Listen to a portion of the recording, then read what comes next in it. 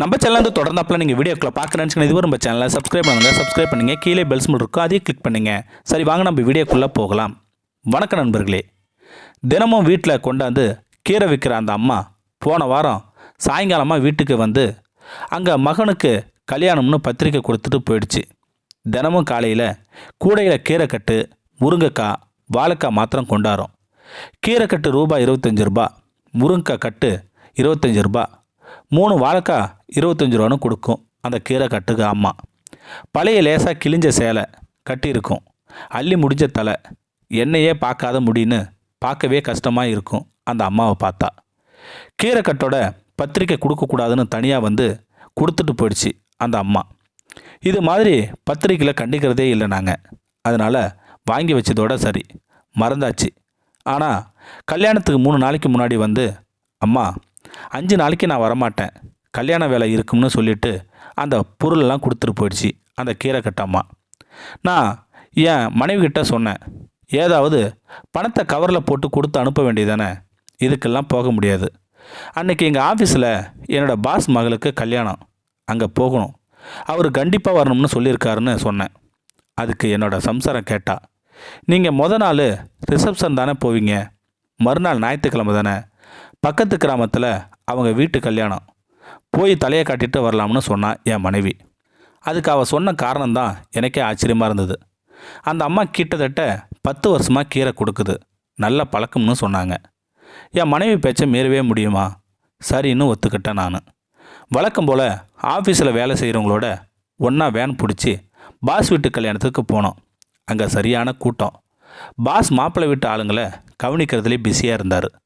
வரிசையில் நின்றுட்டு இருக்கும்போதே குறுக்க மாப்பிள்ளை வீட்டு ஆளுங்கன்னு கும்பலாக போயிட்டு இருந்ததால் லேட்டாகி ஒரு வழியாக கை கொடுத்துக்கிட்டு இருக்கிறப்போ யாரோ வர எங்களை அம்போன்னு விட்டுட்டு போயிட்டார் பாஸ். அவர்கிட்ட ஓடிட்டார். நாங்கள் ஃபார்மாலிட்டிக்கு மணமக்களோட ஃபோட்டோ எடுத்துக்கிட்டு சாப்பிட போய் அங்கே இடம் பிடிச்சி சாப்பிட்டு வீட்டுக்குள்ளே வரத்துக்குள்ளே போதும்னு ஆயிடுச்சு. மறுநாள் காலையில் தான் கீரைக்கரம்மா வீட்டு கல்யாணம். சம்சாரம் 2 இன்ச்சு பார்டர் போட்ட பட்டு சேலையை கட்டிக்கிட்டு கொஞ்சமாக நகை போட்டுக்கிட்டு கிளம்புனா. கார் எடுத்துக்கலாம்னு கேட்டப்போ வேணாம், நாம் ரொம்ப பக்காவாக அங்கே போகக்கூடாது, அவங்களே சுமாராக தான் இருப்பாங்க, அளவோடு இருக்கிறது தான் நல்லது, நம்ம மேலே கண்ணு பட்டுருவான்னு சொன்னான். அதுக்கு அப்பீலே பண்ணுவேன்னா நானும் பைக்கை எடுத்துக்கிட்டு கிளம்பினேன். கவரில் 201 ரூபா போட்டு சீல் பண்ணி எடுத்துக்கிட்டு போதும், அவங்களுக்கு இதுவே பெருசு என்ற எண்ணத்திலேயே போனோம் நாங்கள். அந்த ஊர் மெயின் ரோட்டில் இருந்து உள்ளார 3-4 கிலோமீட்டர் இருக்கும். மெயின் ரோட்டில் இருந்து தோரணமாக கட்டிருந்துச்சு. வேறு எதுவோ விசேஷம் போலன்னு நினச்சிக்கிட்டேன். ஆனால் போக தான் தெரிஞ்சுது அது கீரைக்கரம்மா வீட்டு கல்யாணங்கிறது. ஊர் பூரா வாழ்த்து போஸ்டர் அடித்து ஒட்டிருந்துச்சு. போக வரிசையாக விலை உயர்ந்த காருகளாக நின்றுச்சு. எல்லாம் கல்யாணத்துக்கு வந்தது போல். கல்யாணம் நடக்கிற வீடுன்னு சொன்னால் அடிச்சு போடுவாங்க. அவ்வளோ பெரிய பங்களா, தெருவே அடித்து பந்தல், எக்கச்சக்க கூட்டம், ஒரே பட்டு சேலை பெண்கள். அவங்களோட கம்பேர் பண்ணதப்போ நாங்கள் ரொம்ப சுமாராக உள்ளார விடுவாங்களாங்கிற மாதிரி எனக்கே கூச்சமாக போச்சு. வெளியே தயக்கத்தோடு நின்னப்போ கீரைக்கரம்மா தற்செயலாக வெளியே வந்துச்சு.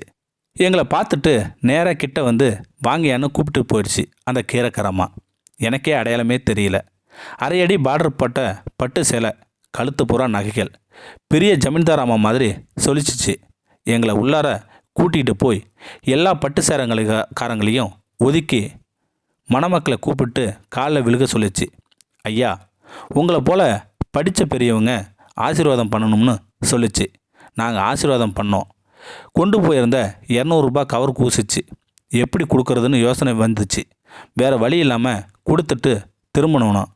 வாங்கையான்னு கூட்டிகிட்டு போய் தனியாக டேபிளில் ஒதுக்கி பக்கத்தில் நின்று சாப்பிட பரிமாறி சாப்பிட வச்சு கிளம்பும்போது தாம்பரம் பையன்னு ஒன்று கொடுத்துச்சு. ரொம்ப சந்தோஷம் ஐயா, நீங்கள் வந்ததுலன்னு மன சந்தோஷத்தோடு வழி அனுப்பிச்சு அந்த கீரைக்கரம்மா. வீட்டில் வந்து தாம்பளை பையை பிரித்தா அதுக்குள்ளே வெள்ளி சிமில்கள் 2 இருந்துச்சு. எனக்கு ஒரு மாதிரியாக ஆகிப்போச்சு. இது புரியவே இல்லை. அப்போ தான் அவங்க கொடுத்த கல்யாண பத்திரிக்கையை பிரித்து படித்து அதிர்ந்து போனேன். அந்த ஊரில் பெரிய விவசாய குடும்பமாக அது. மகன் பேருக்கு நேராக எம்எஸ்சி அக்ரிகல்ச்சர்னும் பொண்ணு பேருக்கு நேராக எம்எஸ்சி அக்ரிகல்ச்சர்னு போட்டிருந்துச்சு. சொந்தக்காரங்க எல்லாம் பெரிய படிப்பு பதவியில் இருக்கிறதா தெரிஞ்சுது. அடுத்த வாரம் ஞாயிற்றுக்கிழமை அதே கீரைக்காரம்மா பழையபடி கீரைக்கூடையோட வந்துச்சு. என்னால் ஆவலை அடக்கவே முடியல.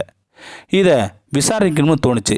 அவங்கள வீட்டுக்குள்ளே கூப்பிட்டு உட்கார வச்சு மரியாதையோட விசாரித்தப்போ அந்த அம்மா சொல்லிச்சு, உங்களுக்கு சந்தேகம் வந்தது நியாயம்தாங்கய்யா. அந்த ஊரில் விவசாய குடும்பம் நாங்கள் 5 ஏக்கர் கீரை பயிரிட்டு இருக்கோம். மகன்தான் படிச்சுட்டு விவசாயத்துக்கு உதவி பண்ணுறான். அந்த விவசாய கல்லூரியில் தான் வேலை பார்க்குறான். பொண்ணும் அதே கல்லூரி தான். அவளுக்கு விவசாயத்தில் ஆர்வம். அதனால தான் இந்த காதல் கல்யாணம் முறையாக விவசாயம் செஞ்சு தரகர் இல்லாமல் நாங்களே வியாபாரம் பண்ணுறோம். காலையில் வேனில் கொண்டாந்து இறக்கி தனித்தனியாக கூடையில் சுமந்து விற்கிறோம். நான் ஆர்வத்தோடு நடந்து விற்கிறதால உடம்பு நல்லா இருக்குது, லாபமும் கிடைக்குதுன்னு சொல்லிச்சு அந்த கீரைக்காரம்மா. அந்த அம்மா தோட்டத்தை பார்த்து கேட்டேன், ஏன் அங்கே ராணி மாதிரி இருந்தீங்க நீங்கள், இங்கே கீரை விற்கிறப்போ இப்படி இருக்கீங்கன்னு கேட்டேன். அதுக்கு சிரிச்சுக்கிட்டே அந்த கீரைக்காரம்மா சொல்லிச்சு, கீரை விற்கிறப்போ பட்டு சேலையும் நகை நட்டோடு வந்தால் நல்லா இருக்குமாங்கய்யா, யாராவது என்கிட்ட கீரை வாங்குவாங்கன்னு சிரிச்சுக்கிட்டே சொன்னிச்சு அந்த கீரைக்காரம்மா. அப்போ நாம் சும்மா 40,000 மாத சம்பளம் வாங்குகிற நாம் என்ன அழட்டிக்கிட்டு இருக்கோம்னு நினைக்கிறப்போ வெக்கமாக இருந்துச்சு. அந்த விவசாய தாயை கையெடுத்து கும்பிடணும்னு எனக்கே தோணுச்சு. உழுதுண்டு வாழ்வாரே வாழ்வார், மற்றெல்லாம் தொழுதுண்டு பின் செல்பவர் என்ற ஐயன் குரல் எனக்கு நினைவுக்கு வந்தது. இந்த கதையிலிருந்து நாம் என்ன தெரிஞ்சுக்கிட்டோம்னா, யாருமே இலக்காரமாகவும் கேவலமாகவும் நினைக்கக்கூடாது. மனிதர்களை மனிதனாக மதிக்கணும். இதுவே இந்த கதையோட முழு கருத்தாகும். இந்த வீடியோ பற்றி கருத்தை கீழே இருக்கிற கமெண்ட் செக்ஷன் சொல்லுங்கள். அப்படியே நம்மளோட சேனலை சப்ஸ்கிரைப் பண்ணுங்கள். கீழே இருக்கிற பெல் சிம்பலை கிளிக் பண்ணுங்கள். தேங்க்யூ ஃபார் வாட்சிங்.